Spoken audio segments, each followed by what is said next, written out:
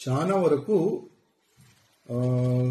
గణేష్ మహారాజ్ విగ్రహాలు నిమజ్జనం గురించి వినాయక్ సాగర్ వైపు వెళ్తున్నారు. హిందూ ప్రజలు ఏంటంటే 1 డే గురించి 2 డేస్ గురించి 5 డేస్ గురించి గణేష్ మహారాజ్ ని వాళ్ళ ఇంట్లో పూజ గురించి తీసుకొని వస్తారు.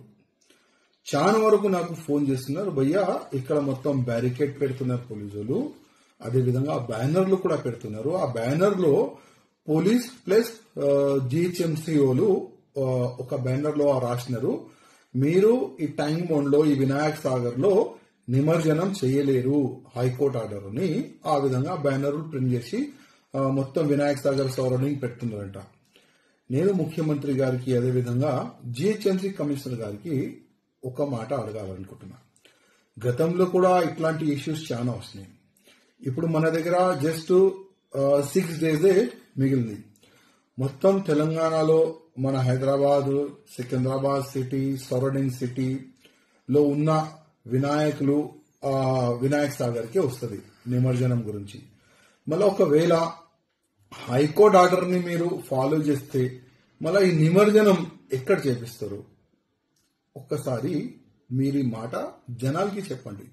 ఇప్పటికే గణేష్ మహారాజ్ భక్తులు అయోమయంలో ఉన్నారు, కొద్ది భయంలో వాళ్ళు ఉన్నారు.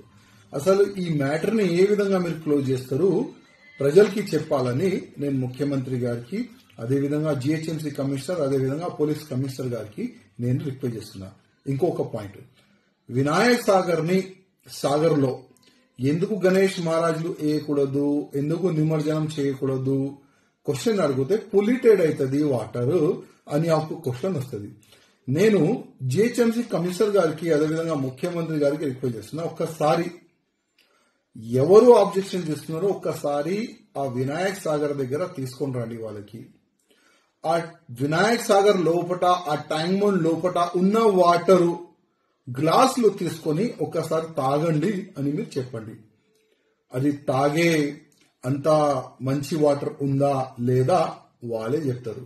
మొత్తం సరౌండింగ్ మురికి నీళ్లు దాంట్లో వస్తుంది, సరౌండింగ్ ఉన్న ఫ్యాక్టరీ వేస్ట్ వాటర్ దాంట్లో స్టోర్ అవుతుంది, ఆల్రెడీ పొల్యూటెడ్ వాటర్.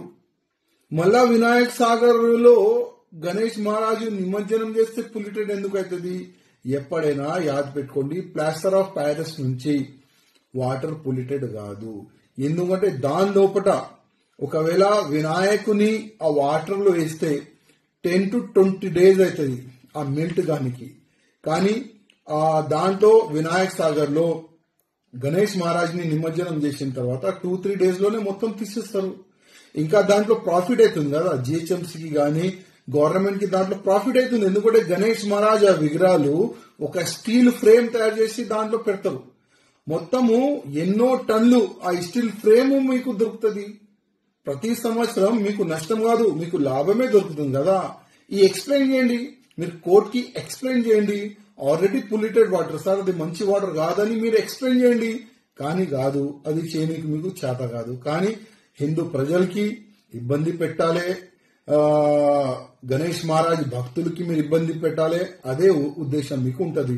నేను మళ్ళొక్కసారి ప్రత్యేకంగా ముఖ్యమంత్రి గారికి రిక్వెస్ట్ చేస్తున్నా, ప్రజలు చాలా ఇబ్బందుల్లో ఉన్నారు. జస్ట్ 6 డేస్ బ్యాలెన్స్ ఉంది నిమజ్జనంకి.